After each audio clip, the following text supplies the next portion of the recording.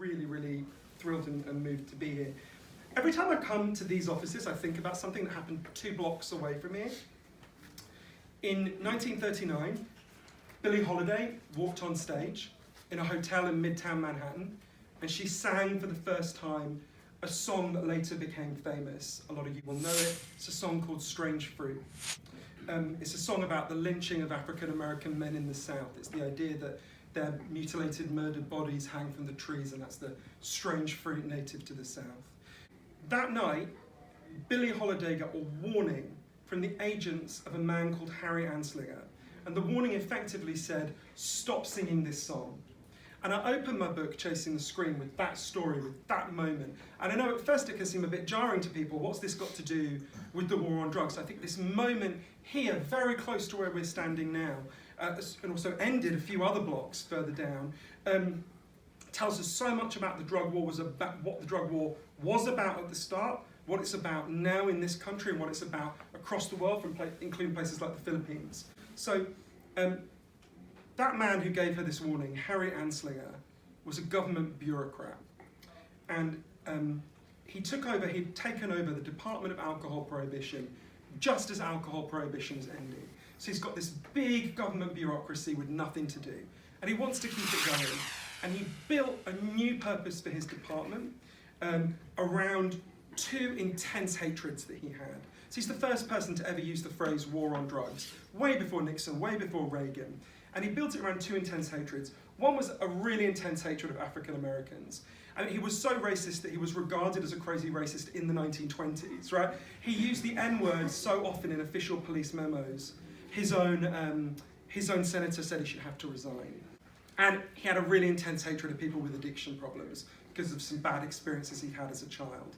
And to him, Billie Holiday was a symbol of everything he hated and feared, right? Here's an African-American woman singing a song against white supremacy, very rare at that time. And Billie Holiday had an addiction problem. When she was 10 years old, she was kidnapped by a man and raped by him.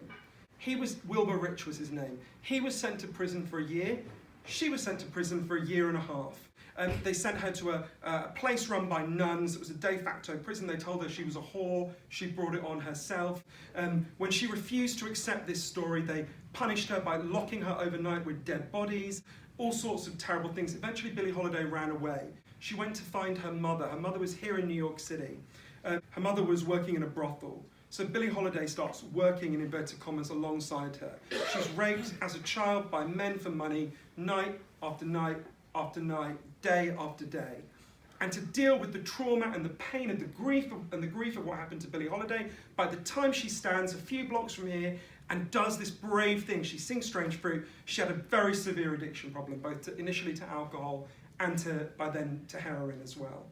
And when Billie Holiday gets this warning from Harry Anslinger to stop singing this song, she effectively said, fuck you, I'm an American citizen, I'll sing what I want. And at that point, Harry Anslinger resolved to destroy her. So he hated employing African Americans, but you couldn't really send a white guy into Harlem to follow Billie Holiday everywhere. So he employed a man called Jimmy Fletcher, and he said to him, follow her everywhere she goes. He wanted to actually bust the whole jazz scene. He thought jazz was a degenerate kind of music that was leading to interracial sex, his worst nightmare.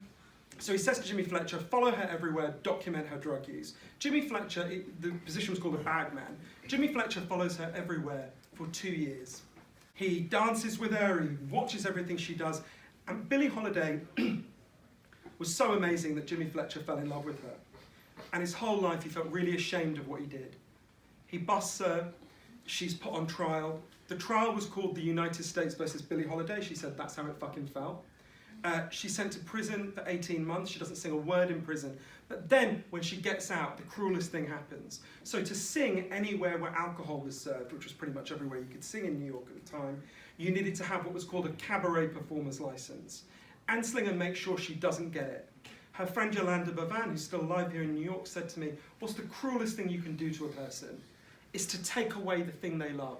They take away singing from Billie Holiday. This, by the way, is what we do to people with addiction problems all over this country right now. We give them criminal records. We make it harder for them to reconnect with the things that make life meaningful for them. In that situation, entirely predictably, Billie Holiday relapses. She goes back into very severe heroin and alcohol use. One day, not very far from here, she collapses. She's taken to hospital. The first hospital won't even take her because she's got an addiction problem. Second hospital takes her, and she said to her friend Maylie Duffy on the way in that Anslinger's men weren't finished with her. She said, "They're going to kill me in there, don't let them." She wasn't wrong. In the hospital, she was diagnosed with advanced liver cancer. She starts to go into heroin withdrawal, they don't give her any, which is quite dangerous when you're as weak as Billie Holiday was. So Maylie, her friend, manages to insist they give her methadone. Anslinger's men come, they arrest her on her hospital bed. I interviewed the last surviving person to be in that room, a guy called Reverend Eugene Callender. They handcuff her to the hospital bed. They don't let her friends in to see her. They take away her record player. Reverend Callender led protests outside the hospital with signs where dozens of people came with signs saying, "Let Lady Day live." They knew that what they were doing was going to cause her death. After 10 days, when she's given methadone, she starts to recover a little bit. 10 days later, it's cut off. She died the next day. One of her friends told the BBC she looked like she had been violently wrenched from life. I think there's so much in that story that tells us a lot about this war that we're fighting now. Firstly, it was always racist. At the same time that Harry Anslinger found out that Billie Holiday had an addiction, he found out that Judy Garland, who plays Dorothy in The Wizard of Oz, had a heroin addiction. It changes the way you watch The Wizard of Oz when you know that. What did he do with Judy Garland? He went to see her, he advised her to take longer vacations, he reassured the studio she was going to be fine. Spot the difference. What's the difference between Billie Holiday and Judy Garland? We all know what that difference is. The first time she was raped, we might have given her love and help instead of punishment. When she's working in a brothel, and the police, working in inverted commas, she was a child, at every stage, sometimes people say, I remember talking to Karen about this in terms of Vietnam, sometimes people say, "Oh, the war on drugs, it doesn't work when it comes to addiction." The truth is much worse. This isn't just that it doesn't work, it makes addiction worse. The core of addiction is about not wanting to be present in your life because your life is too painful a place to be. Once you understand that, you can see why inflicting more pain and more suffering, which is what we did to Billie Holiday, which is what we do to people with addiction problems every day in this country, in every state, in every city, doesn't just fail, it makes the problem worse. It sets people with addiction problems up to fail. But to me, there's an even more important dimension to this, which is one of the reasons I cared about this is there was addiction in my family. One of my earliest memories is of trying to wake up with my relatives and not being able to. And anyone who's got someone they love with an addiction problem, if you're honest, there's a Harry Anslinger in your head sometimes, right? That just says, "Oh, someone should just stop you, you should be punished, why are you doing this bad thing?" But one thing that talking to Billie Holiday's friends, learning this story and many others all over the world, really taught me was, we tell one story in this culture that's admirable about people with addiction problems, which is that they become abstinent, right? That is indeed a heroic story. Anyone in this room who's managed to achieve that should be really proud of themselves. But Billie Holiday never stopped having an addiction problem. She was still a hero, right? She never let him stop. She never let Anslinger stop her singing that song.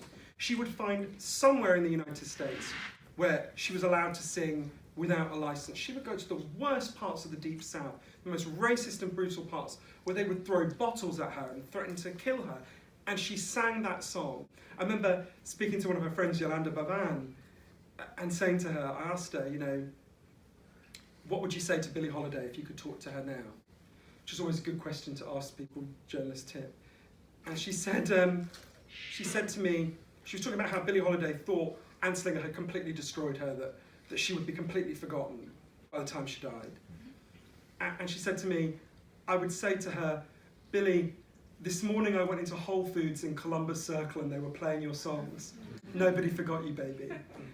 All over the world today, every day, people listen to Billie Holiday and they feel stronger. They take strength from her courage.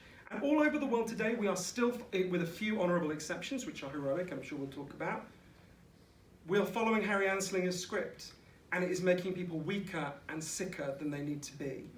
So I want to just talk about that in relation to one thing, and I think one of the most, this is a hard choice because there's so many amazing examples, but I think one of the best pieces of research OSF has funded is the amazing piece of research Beyond the Mountaintops, I think it's called, by Johann Hari, about Switzerland. So we're in the middle of an opioid crisis. You don't need me to tell you that.